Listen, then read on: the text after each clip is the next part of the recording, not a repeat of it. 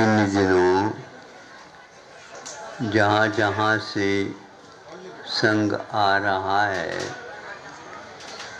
आजू बाजू की जनता जैन जैनेतर इस बात से अवगत होते हुए प्रभावित होती आ रही है,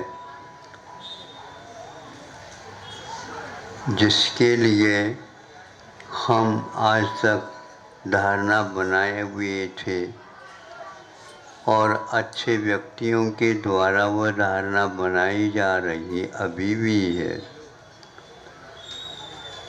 जैसे शुगर की बीमारी के लिए आप लोग तो अवगत है ही, अभ्यस्त हैं ही, परिचित हैं ही और पैसे देने के लिए भी तैयार हैं और कष्ट सहन करने के लिए भी तैयार। सभी व्यक्तियों के मुख से मैंने भी सुना था इस शुगर जिसको मधुमेह बोलते हैं, इससे यदि पिंड छूटना है तो बहुत मुश्किल है। ये तो राज रोग है और आप इसके लिए सब कुछ देने के लिए तैयार है और आपसे सब कुछ लेने के लिए वो भी तैयार है। दोनों का सौदा हो चुका है, लेकिन सिद्धांत में हमें कहाँ पर गड़बड़ियाँ चल रही है ये देखना आवश्यक है। किससे वह होता है, किससे वह रुक सकता है। प्राय करके ये बताया जाता है तुम थोड़े थोड़े थोड़े थोड़े खाते रहो, थोड़े थोड़े थोड़े थोड़े तुम खाते रहो, अपने आप यह नियंत्रण में रह जाएगा। और थोड़े थोड़े भोजन खाते खाते उसके ऊपर ये 2-3 गोली भी लेते। ये आपका पथ्य हो गया है, ये आपका इलाज हो गया है, बस आप कष्ट नहीं पाएंगे। इस पथ्य को आप क्या मानते हो? आज वही लोग यह कह रहे हैं कि उपवास करने से शुगर की बीमारी के ऊपर नियंत्रण है।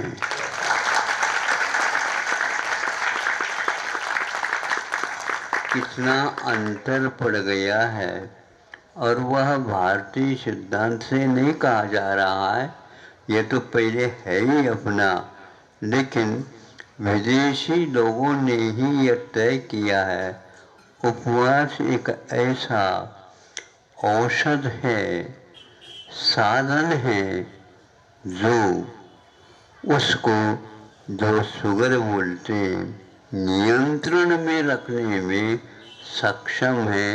नियंत्रण ही नहीं, उसको मूल से उखाड़ करके फेंकने की क्षमता रखता है। ऐसे वैज्ञानिकों ने यहाँ अब वो 50 वर्ष से आपसे पैसा लिया गया, इतने एक टिकट के बराबर खाते रहे। अब वो कहा जा रहा है कि नहीं, दिन में गृहस्थ को 2 बार भोजन देने के लिए कहा है। बहुत बार खाने से निश्चित रूप से आप बीमार और से ही और पड़ेंगे। बच्चे जैसे तुम कितने खाते हो ऐसा कहा जाता था, किंतु आज बच्चों के बाबा हो गया है वो, खाते रहो। नहीं, बीमारी का जड़ यही है, नियंत्रण संयम नहीं रखने के कारण यह हुआ। अब हम आप ये बताना चाहते हैं, इससे आगे बढ़ करके एक कैंसर जैसे भयानक रोग भी हो जाता है। और इलाज ले करके आते, अब आप घर में बैठे रहो, जो कुछ आपसे मिलना था हमें और हमसे आपको, वो तो मिल चुका है। अब तो आगे आप भगवान भरोसे है, मतलब सुन रहे हो आप, भगवान का नंबर बाद में आता है। हाँ, क्योंकि वो तो अंतिम शस्त्र है। अब तो भगवान भजन करो। नरसिंहपुर का एक होनहार लड़का इस रोग से गुजरता था और वह जो कुछ भी उसकी चिकित्सा लेनी थी, वह मुंबई जैसे महानगरी में जाकर के रह करके ले करके आया।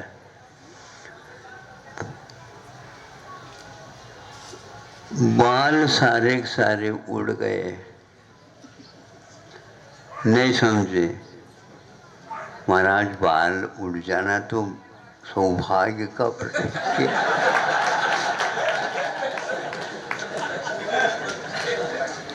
लक्ष्मी पुत्र, हम कह रहे हैं भैया, आपका लक्ष्मी पुत्र अपने पास रखो, हम उसको सरस्वती पुत्र के रूप में देखना चाहते हैं।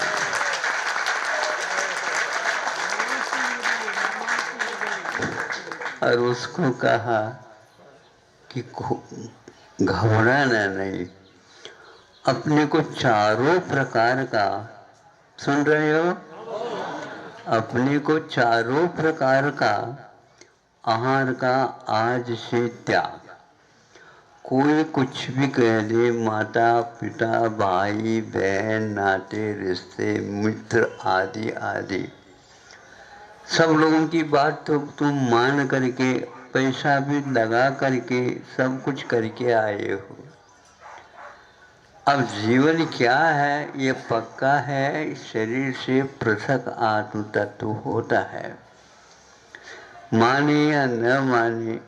और जैन धर्म के अनुसार अनुकूल से देखते हैं तो सभी घर में सभी लोगों की आस्था प्राय यह रहती है कि कर्म जैसा होगा बेटा तुम्हारे।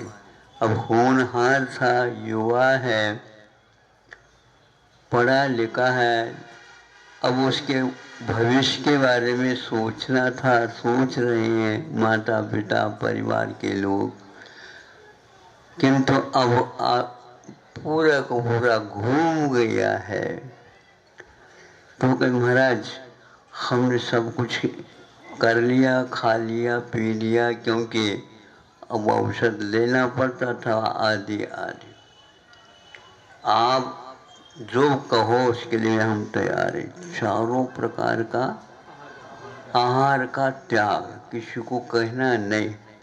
और कोई इसके लिए तोड़ना चाहे तो ब्रह्मा भी आ जाए तो उनके लिए भी कह दो, हम क्षमा चाहते हैं आप।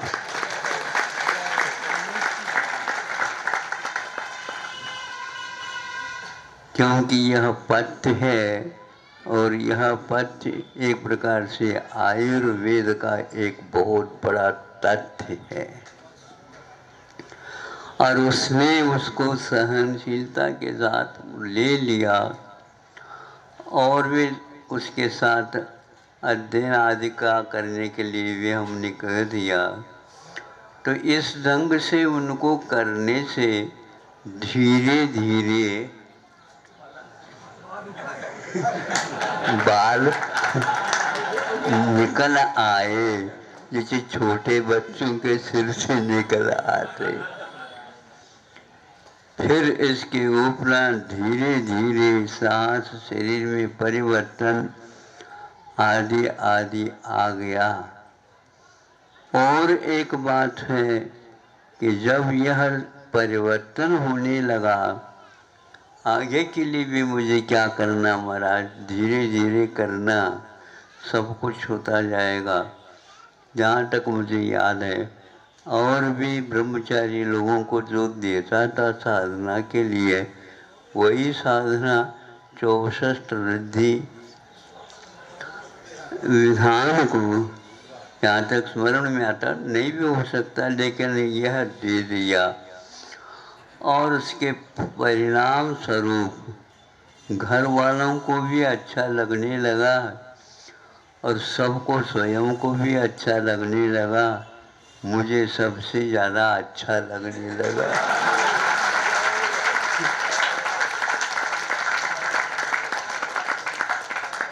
और धीरे धीरे साधना बढ़ाते बढ़ाते वह कहने लगा कि महाराज मेरे लिए कोई एक स्थान बता दो ताकि मैं रह सकूं। तो समय सागर जी को कहा, देखो ये होनहार है और अच्छे स्थान पर रहेगा तो काम हो जाएगा। तो 7-8 और बच्चे ब्रह्मचारी थे, उन्हीं के साथ इनको भी कर दिया गया। माता पिताओं की अनुमति लेकर के, जबरदस्ती नहीं, ध्यान रखना। तो फिर इसके उपरांत लगातार महाराज जी को कहा, निगाह रखना, ये केस अलग है। हाँ महाराज ठीक है, जैसे आप कहेंगे उसी के अनुसार। तो 8-10 बच्चे बहुत ही लगन के साथ महाराज जी के सानिध्य में अध्ययन किया, साधना की और सब कुछ किया। योग से 2-3 वर्ष पूर्व में ललितपुर में सतना से आए थे संघ, तो वहाँ पर पंच कल्याणक होना था और इन लोगों का एक साथ वहाँ पर दैगंबरी दीक्षा के साथ दीक्षा हुई। और आज वे बहुत ही अच्छी साधना के साथ, साहस के साथ, निरोगता के साथ साधना कर रहे हैं। इसी प्रकार नरसिंहपुर की एक आर्यिका भी है, वो भी आर्यिका भी इसी प्रकार असाध्य रोग से भी वह यही एकमात्र, चारों प्रकार का तो त्याग रहता ही है आर्यिकाओं को, और की साधना के लिए साधना करने से और वह नियंत्रण में रह जाता है, रहती है। आप लोग जल्दी जल्दी पैसा ज़्यादा होने से चले जाते हो, नहीं समझे। वह जबलपुर में ठीक नहीं हो सकता, वो तो होगा तो आगे के जैसे नदी बढ़ती चली जाती है ना, नदी का पात्र भी बढ़ता चला जाता है, उसी प्रकार आप लोगों का भी पैसे का पात्र भी बढ़ता जाता है। ज़्यादा पैसा खर्च करेंगे वह ठीक होगा। जैसे आप लोगों की आस्था, मैं आपकी आस्था को कभी ख़राब नहीं करना चाहता हूँ, लेकिन आपके आस्था को अवश्य फेल करने का साधन कौन सा है? पूर्ण आयु है।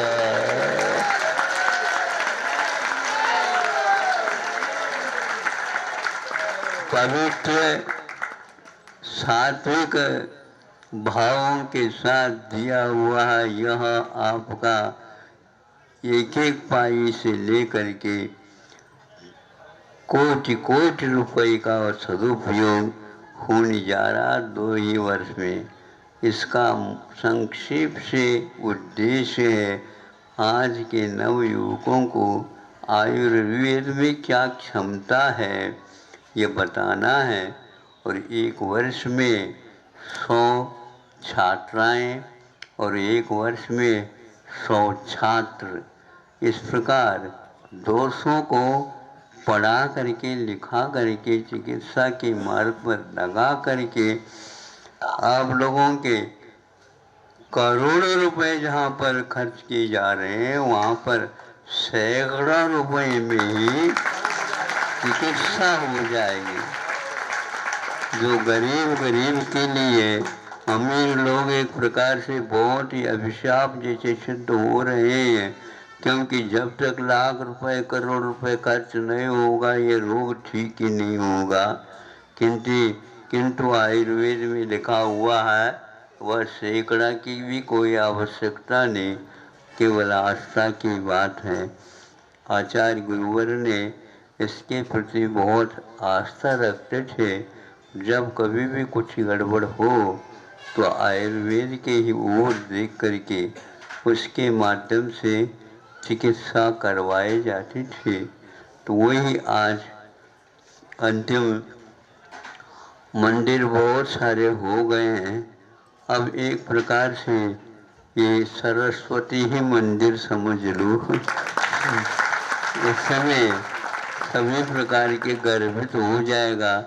इसमें शास्त्र दान तो है ही, उसके साथ साथ औषध दान आ गया। इसके साथ साथ एक प्रकार के आहार दान भी, शुद्ध आहार ही औषध है ऐसा कहा गया है। आप लोग किस चक्कर में पड़े हो। और इसके बार के बाद अंत में तो ये है एक अभय दान भी है। इस प्रकार चारों दानों से युक्त समन्वित ऐसे यहाँ आयुर्वेद के माध्यम से चिकित्सा पद्धति एकमात्र भारतीय प्राचीन पद्धति है। और यहाँ पूर्ण आयु इसलिए रखा है कि आयु हमें ज़्यादा नहीं चाहिए, जो मिली है पूर्ण हम जीते रहे हैं। और सरस्वती की भी हम सेवा करते रहे हैं। और इसी प्रकार वह आस्था जो हमारी आज तक सीमित हो गई थी अथवा क्षतिग्रस्त हो गई थी, उसको पुनः उसका जीर्णोद्धार करने का भाव रखते हैं। इतना ही कहना चाहता हूँ। प्रतिदिन ऐसे ही आंगन में आप लोग एकत्रित हो जाते हैं। मैं भी यहाँ से इस सूत्र से वहाँ उस सूत्र तक पहुँच जाता हूँ। कहाँ पर आ गया हूँ पता नहीं लग रहा है, लेकिन जनता को देखने से लगता है कि हाँ ये रास्ता गोट गांव की ओर जा रहा है।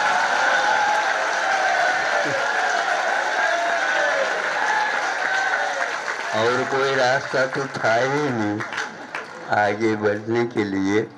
और जैसा जिसका जैसा भाग्य होगा। अहिंसा परमो धर्म। आचार्य भगवत